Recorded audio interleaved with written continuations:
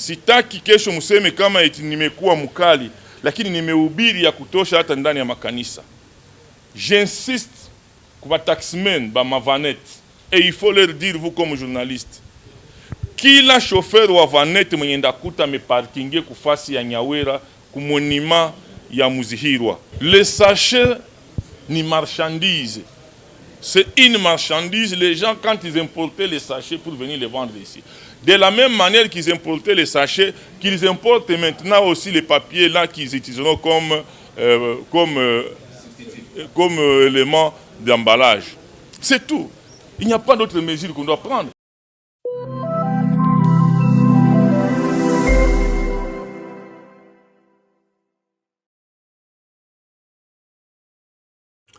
Shalom shalom bakunzi burunga TV mudukurikirana umunsi ku wundi, turabasuhuje kandi tubifuriza amahoro y'Imana akomeza ganze mu byanyu ndetse no mu banyu. Kuri mikoro nujye mumenyereye Cubahiro Alexis Mvuna abandi umwana wo mu Gahuna. Uyu munsi ndi mu mujyi wa Bukavu, aho ni mu ntara ya Sud Kivu, ahayobowe n'ingabo cyangwa se n'ubuyobozi bwa AFC, icyama cya AFC M23 twigwaneho. Kuko mubibona rero mashusho yacu turi ku biro bikuru cyangwa se mu nzu yagenewe abadepite cyangwa se inzu ya Assemblée provinciale, ahateguwe inama y'umutekano iyo babona umuyobozi wungirije wa Sud Kivu, ni gouverneur adjoint uri charge mu ndimi z'amahanga na administration politique ndetse na juridiction, ubwo ni imiyoborere politique ndetse n'inkiko cyangwa se n'ibijanye n'ubucamanza. Ndetse ntiyari wenyine, ari kumwe na maire de la ville cyangwa se umuyobozi w'umujyi wa Bukavu n'umwungirije, hamwe ndetse n'abayobozi b'amakomine atatu ageze umujyi wa Bukavu. Ayo ntayandi ni Bagira, ni komine ya Bagira, ni komine ya Kadutu ndetse na komine ya Ibanda. Ahateranye rero abayobozi batandukanye b'inzego z'ibanze, abo ntabandi n'aba chef de quartier, aba chef d'avenue ndetse n'aba bourgmestre y'amakomine, bityo rero ndetse n'izindi nzego z'umutekano. Hanyuma rero uyu munsi wa none inama yayobowe n'umuyobozi mukuru w'umujyi wa Bukavu, aho yaje guheza ijambo umuyobozi mukuru wungirije w'intara ya Sud Kivu, bourgmestre cyangwa se Sori Murantunga, gouverneur wungirije cyangwa se gouverneur adjoint urishaje na administration politique ndetse na juridique.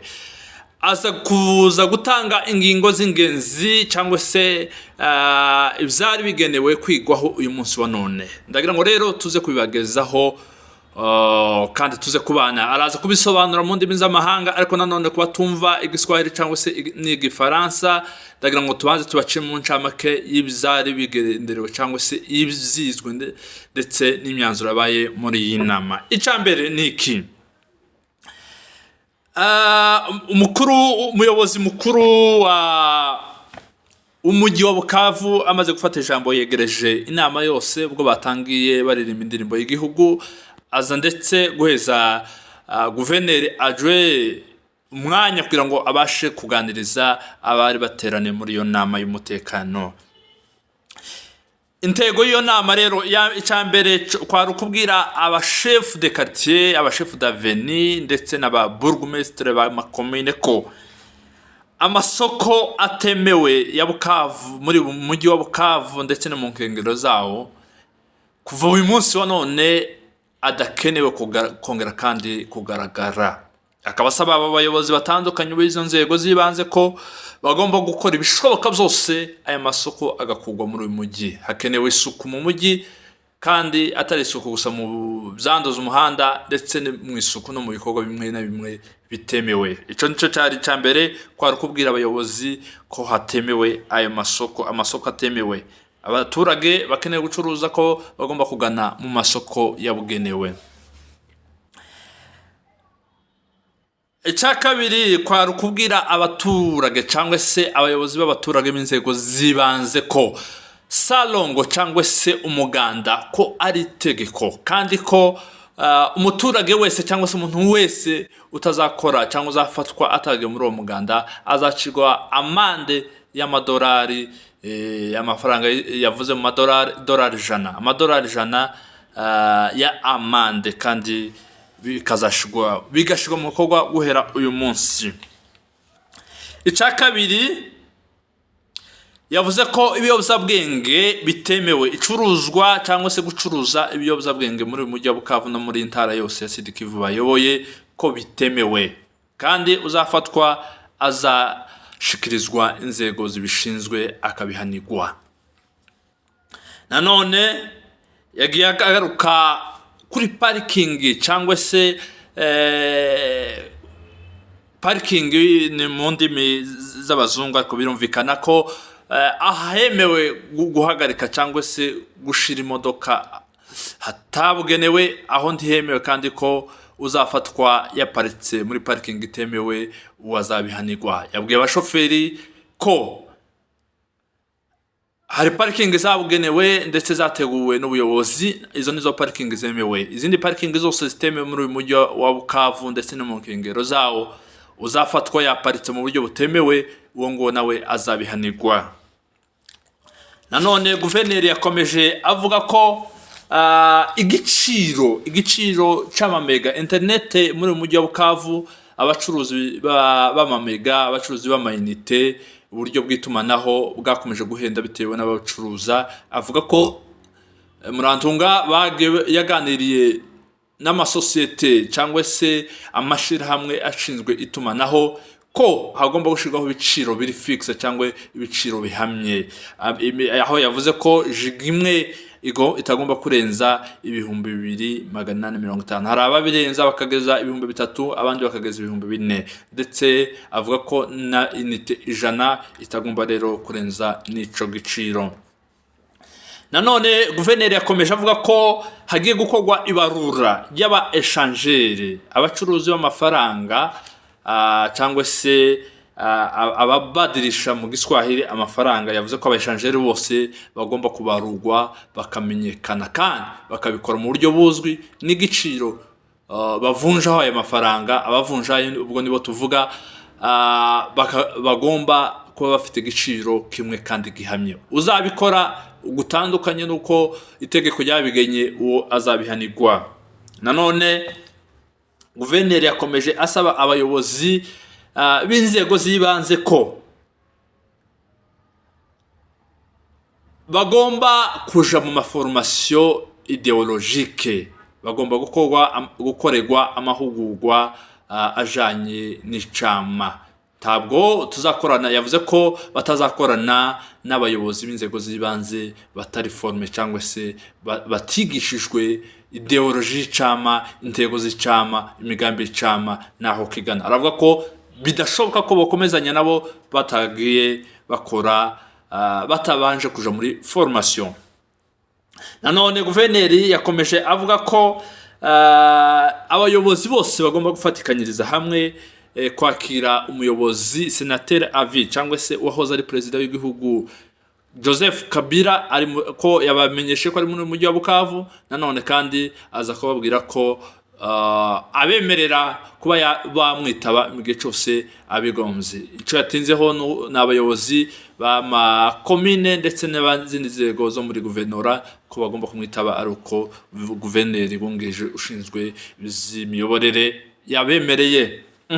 Nanone yakomeje avuga ko amasashe atemewe muri mujyi wa Bukavu cyangwa se muri intara ya Sud Kivu, umuntu wese uzafatwa ucuruza masashe cyangwa ugurisha amasashe azabihanirwa. Abacuruzi b'amasashe bagomba gushaka ibindi bicuruzwa bagomba kuzana birimo amambaraje, amakarito n'ibindi, kugira ngo aribyo abantu bazakomeza gukoresha amasashe ntiyemewe. Nanone guverineri yarekeye aho, yavuze ko ikijanye n'umutekano buri muntu wese ari ijisho rya mugenzi we, buri muntu wese agomba kurindira mu mugenzi we umutekano. Umuyobozi guhera ku buyobozi bw'inzego zibanze uhagera ku nzego zo hejuru, buri muntu wese ikijanye n'umutekano kiramureba kandi agomba kugishiramwo imbaraga. Umuturage wese agomba kubigiramo uruhare ku bijanye n'umutekano wo muri intara ya Sud Kivu. Nanone ntiyarekeye aho yavuze ko bagomba gutangira ibikorwa bitandukanye by'ubwubatsi aho batangiye ibikorwa byo kubaka ibiraro dore ko imihanda myinshi yagiye icika ibiraro bigacika hakaburaho uburyo bwo kubambukiranya imihanda ija mu yindi. Yavuze ko ibyo bikorwa byatangiye kandi bigiye gukomeza ndetse bakubaka naho bazuza bata imyanda yose habugenewe. Nanone yasoje aheza asubiza umuyobozi w'umujyi wa Bukavu Maire de la Ville kugira ngo nawe asoze inama. Umuyobozi yagiye agaruka nanone yavuze ko ifoto yose igaragaza ubuyobozi bwa Gisegeti muri uyu mujyi wa Bukavu ko itemewe. Imipira yanditseho cyangwa se icoyeho Gisegeti, amafoto ya Gisegeti iyo ntiyemewe. Umuntu wese uzabonwa wambaye umupira wa Gisegeti ndetse n'ubuyobozi bwiwe uwo azabihanirwa. Nanone yasoje nawe ashishikariza ubuyobozi bw'ibanze abachef de quartier abachef d'avenue ko bagomba gushira mu bikorwa byihutirwa iyi myanzuro yose umuyobozi mukuru wungirije wa Sud Kivu amaze gutanga. Reka turabararike rero muze gukurikirana mu ndimi z'amahanga ico umuyobozi mukuru yavuze. Bon, en fait, d'abord j'ai dit bonjour à vous les journalistes, mais aussi à la population d'ici de Kivu qui nous suivent et qui nous écoutent à ce moment ici.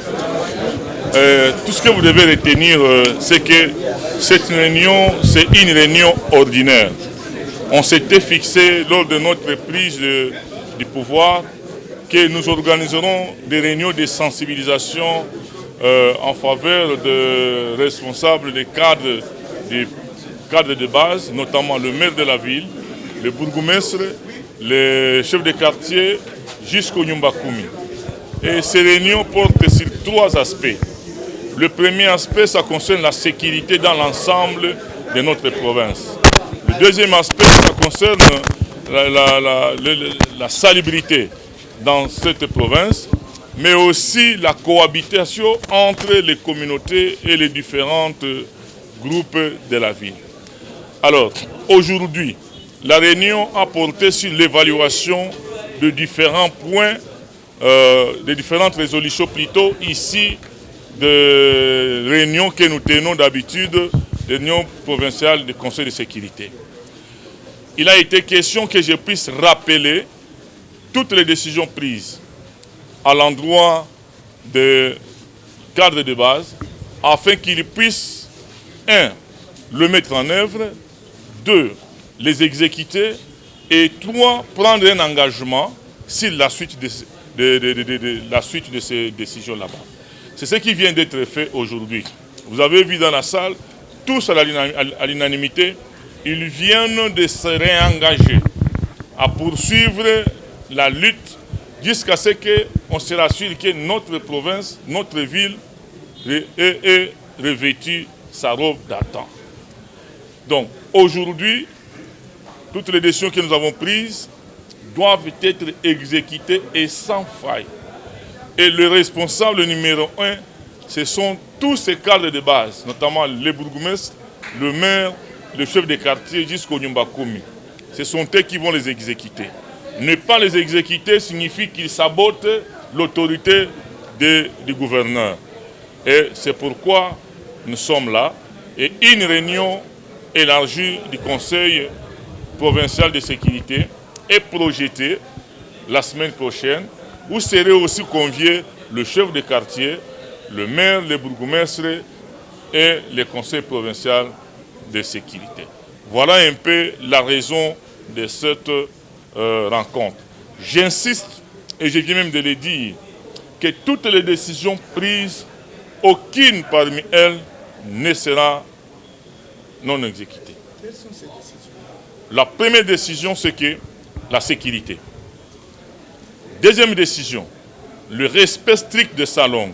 Et là, la population doit retenir qu'il est strictement à toute personne, qui que ce soit, de circuler sur la voirie ou partout pendant la période ou le temps de sa langue.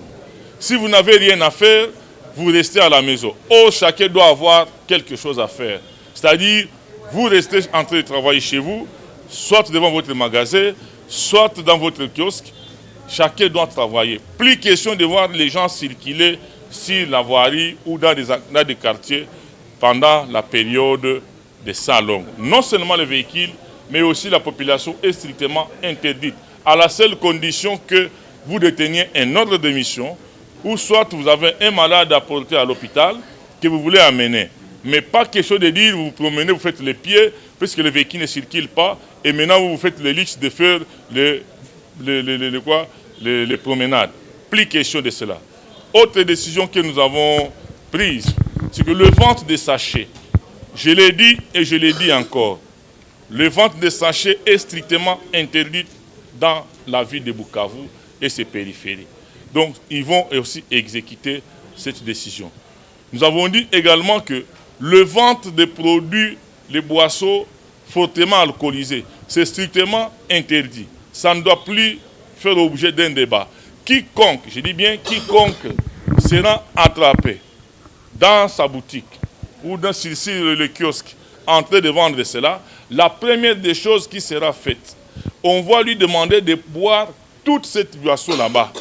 La personne qui sera en train de boire ça, atakunywa yote kwanza, akisha ikunywa, d'autres akisha kama inaisha.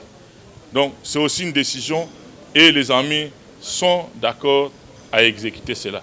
Et tant d'autres décisions que nous avons prises, comme vous le savez. Donc nous disons ceci, que toutes ces décisions-là doivent être exécutées. Et un ordre de mission vient d'être donné à tous ces chefs de quartier. Je viens de les signer un ordre de mission qui pourra les permettre de circuler partout, agir au nom et pour le compte du gouverneur, afin de pouvoir exécuter cette mission. C'est pour dire qu'il ne sera plus question de dire « Oh, tulienda hatuna ruhusa ». Kila mtu atapewa ordre de mission, wanatembea kila fasi na kwenda kutrake wale.